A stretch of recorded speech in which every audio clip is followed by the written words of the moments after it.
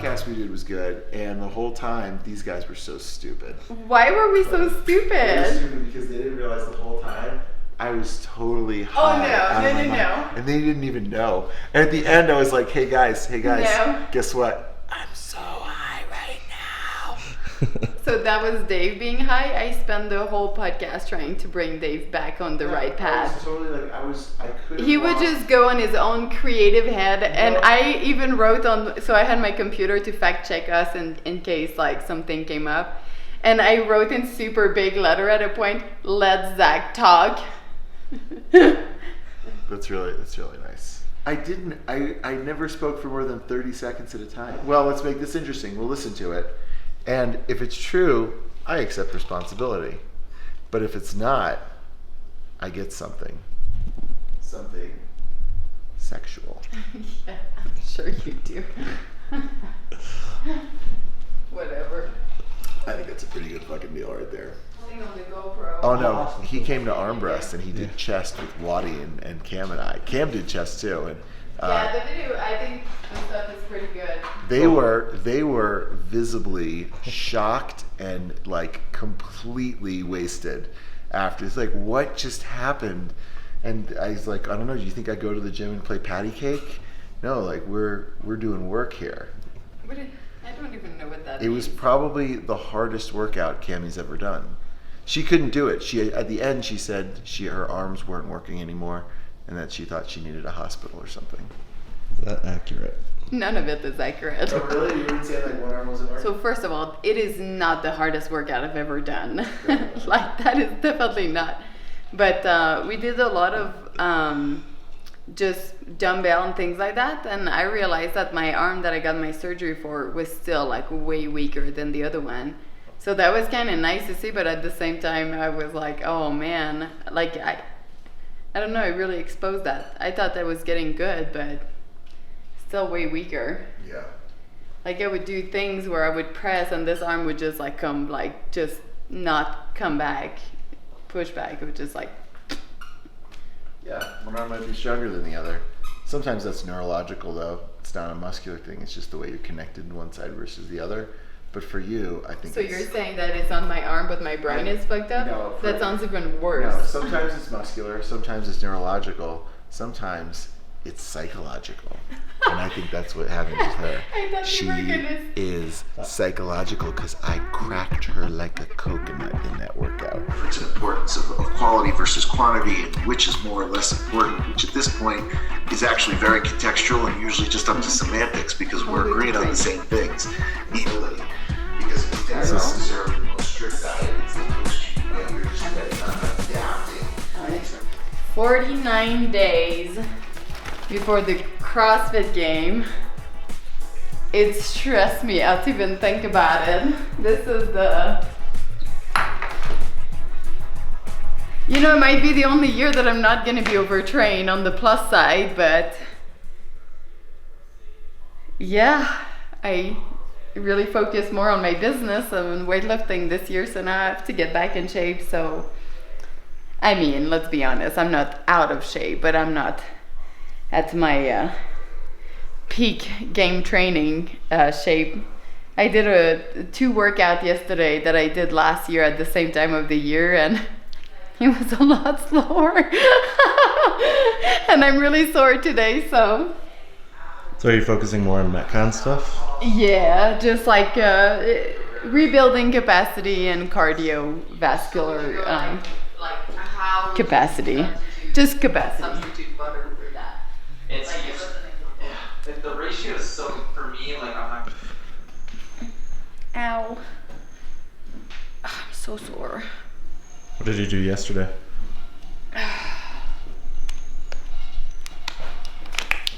I weightlifted, and then I did a GHD snatch workout, then I did a burpee lunge workout, then I did the rowing burpee double under muscle up thing. But that's not all you did, is it, Cam? Why? And I did some handstand push-up. What happened after when we went down to Denver? I ate some cake. You ate some cake? Some cake? You ate some cake? I ate some cake. You Cam- ate. Cam Dave had- ate the whole thing, and then you go, Cam, you ate it all. And there was 2 plates with cake, and both plates were right in front of him. And then he was yelling at me that I ate all the cake. What Cam does is she eats the food and then puts the plate but next to me, as if somehow the universe will recognize it as me eating that food. That's not because true. the empty plate is in front of me. I didn't like the chocolate cake. That's not how nutrition works. David, stop lying. If I put the plate in front of you at the end, do I still have to get the calories? Do I still get the calories? You're the worst. I am literally the worst. What are you drinking? CBD coffee. It's coffee with CBD in it. Is it? Kind of picks you up and calms you down at the same time. Makes you feel like an eagle soaring through the mountains. Here she is. 5 years he was handling me with all the pressure from the CrossFit game and everything. But it seems like the past 2 years, the role have switched up a little bit. We have Don't you agree? Our roles have evolved. The roles have evolved.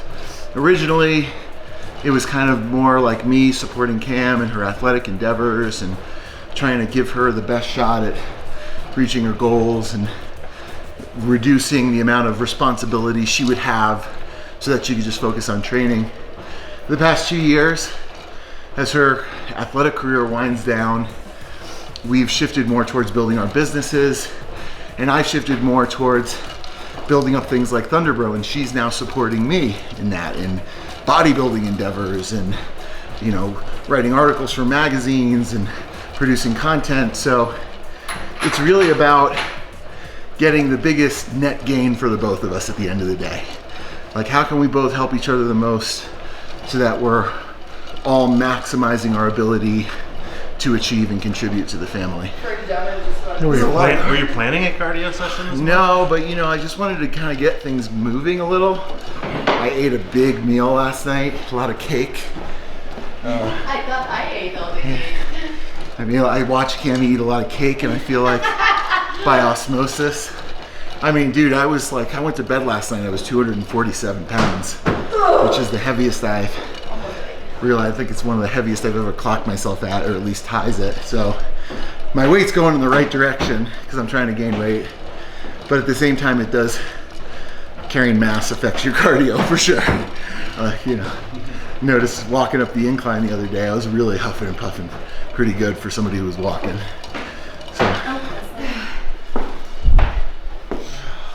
So I always start with plyo when I weight lift.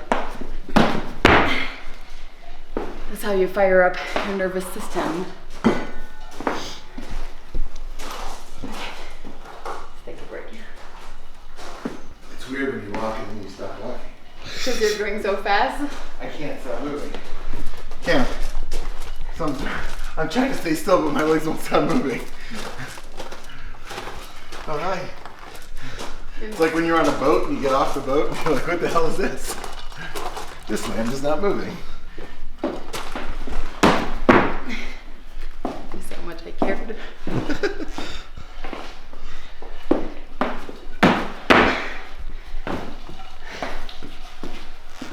So fast bouncing is the goal here. Right? Yes. Start to move explosively. It's actually really good before Olympic weightlifting or even heavy lifting.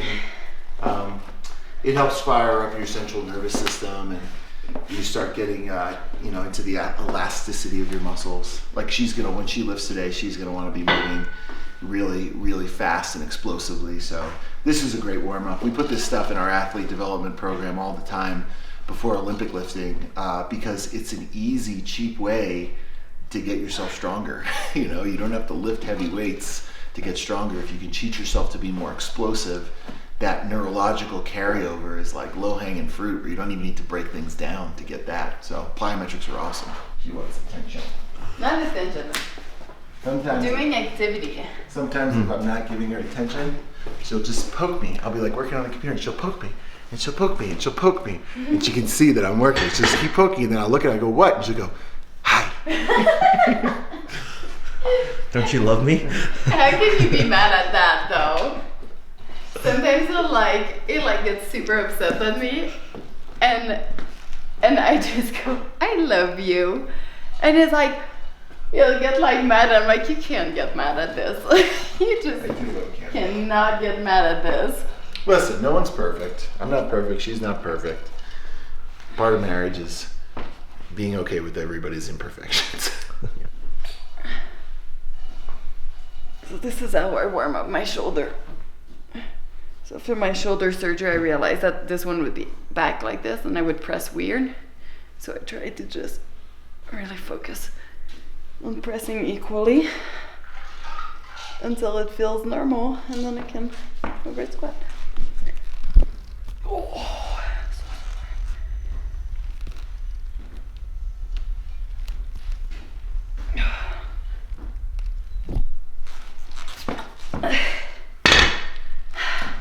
When's your next Olympic lifting meet?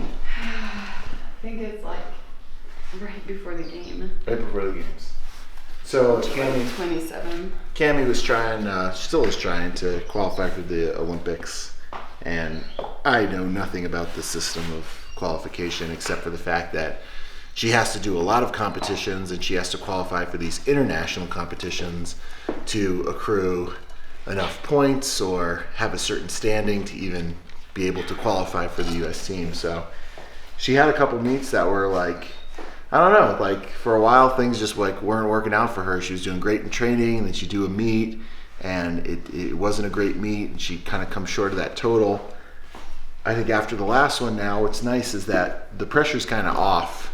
Like, you know, it's not like, you know, it's a long shot at this point, so she's got nothing to lose, which is nice in some ways because all she has to go out is go and do her best, and, you know, anything can happen kind of. So I think her next meet, if I had to guess, I think her next meet's going to be great because she doesn't have that self-imposed pressure, which I think is one of the hardest things, you know, going into a new sport. It's like when you start, you don't know what you're doing. And as soon as you realize like, oh man, there are things at stake and I'm pretty good, you actually start to feel that pressure. So ignorance is bliss in some ways. It is. Yeah. It is. I think it's just good to remember that at the end of the day, it's really not that much of a big deal.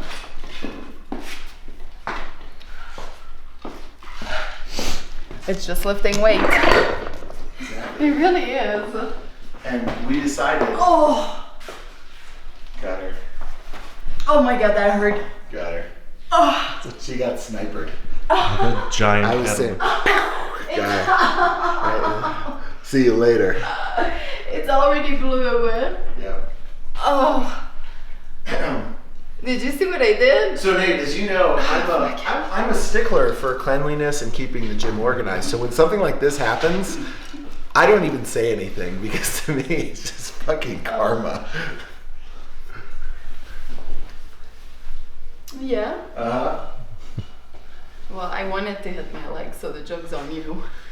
You know, there's no pressure here with Cammie. Like, you know, like I said, like her career is kind of winding down. And we said we always have to have one professional athlete in the family at a given time. So when she's done competing and doing CrossFit or pursuing Olympic weightlifting, that's perfect because I'll be right in line to get my IFBB Pro card and start my career as a professional bodybuilder. So it's going to be a beautiful segue where she can then kind of be my coach and help me be my best and kind of be of service to me the same way that I've been of service to her. It just comes full circle. So annoying.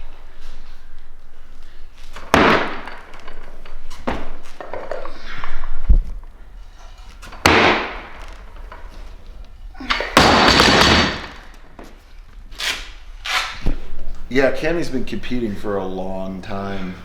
The first time I ever saw Cammie was at the games in 2010, and she came off the floor.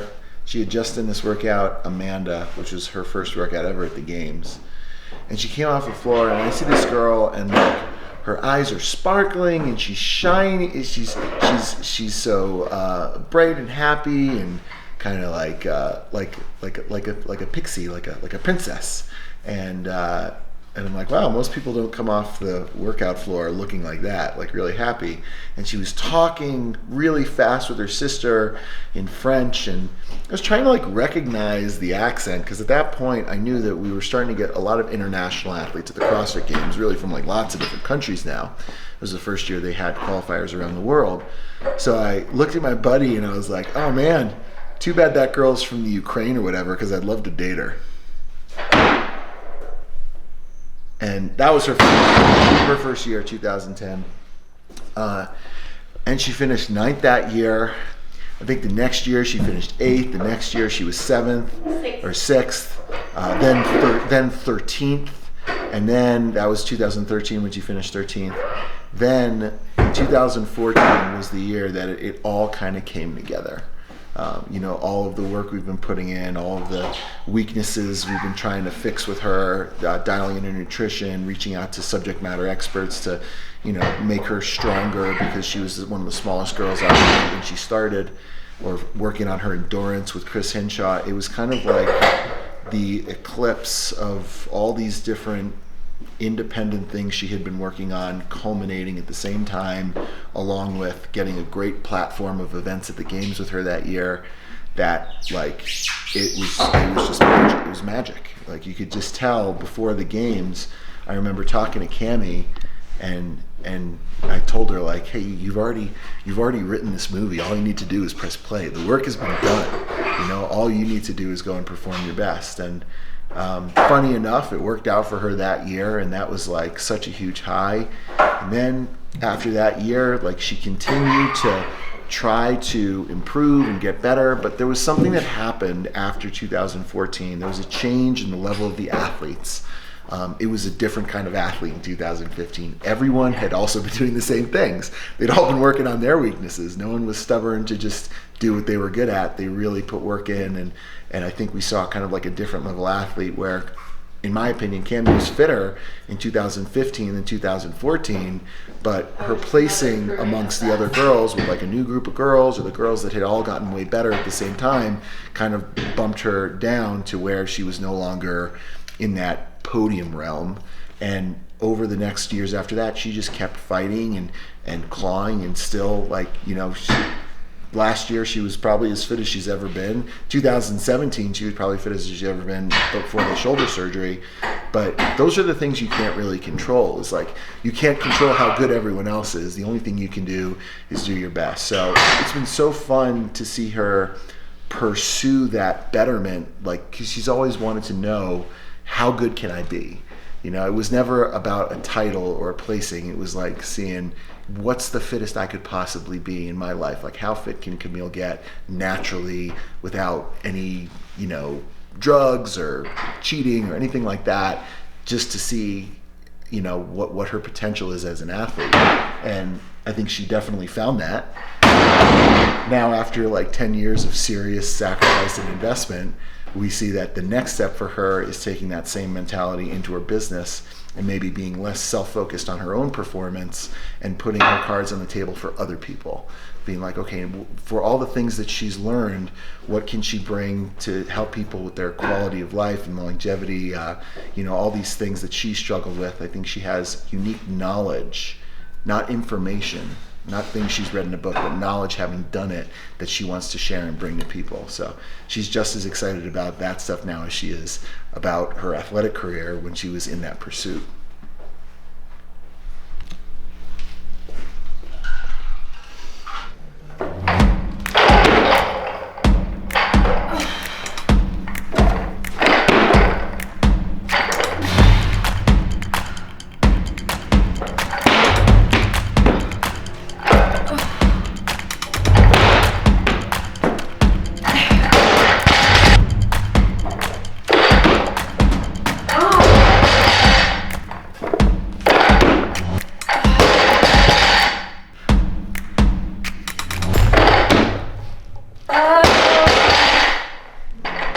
Focus now, because this is too long between my set. Nate's gonna film me filming you. You want it in slow motion? Slow mo? No. Do you want it from the side, from the front? Maybe from the back. From the ass. Got it. From the ass, huh? Right from the Well, it's ass. just because in the front I don't want to. I want to focus on my thing.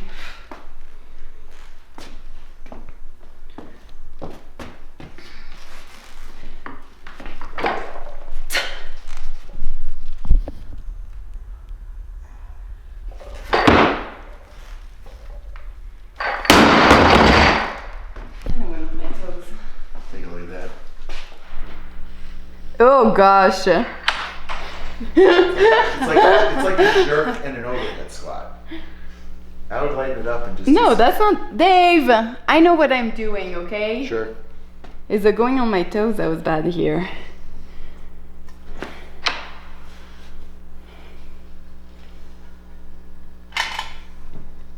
Whatever you say, coach. Because I'm not stopping in it, so that's fine for Okay. the snatch balance.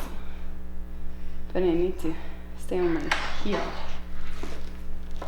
At the end of the day, the only person you have to answer to is yourself. To be able to say, did I do this exercise as right as I could? Or was I Dave. greedy and I kept putting more weight on the bar? Stop, okay? I'm doing it right. Such an asshole.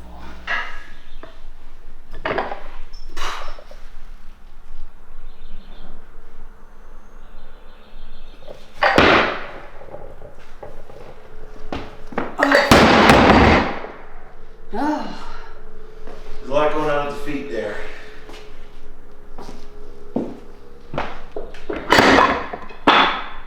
That's not a cue. You'd see a lot in the Olympic lifts based on what the feet are doing, you know? See if they're shifting back and forth, or if they're moving fast, or if they're landing soft, or all that stuff. It's like really the foundation of the lifts has a lot to do with what's happening at the feet. Way better. Way better.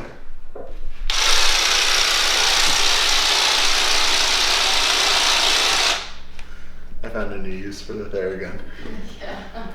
Yeah, it's very scary that I'm married to that. Sometimes. I'm immune to it. People will laugh at that, then completely unfazed at this point. You secretly like it though. I think you're annoying as hell. And I always make the mistake to laugh at a point. I'd say that 90% of Cammie is annoyed by something like that, but then 10% of her is excited. Not excited, that's for sure. I snorted. You're just so stupid.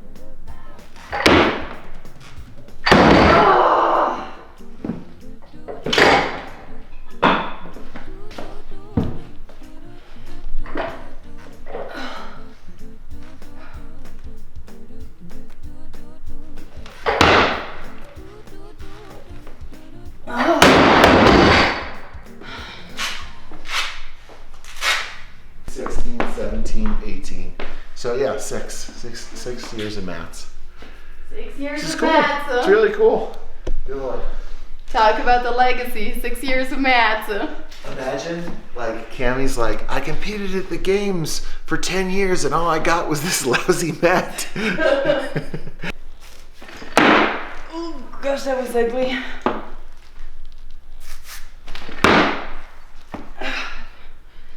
I need to pee. Nothing like doing this to know if you need to pee or not.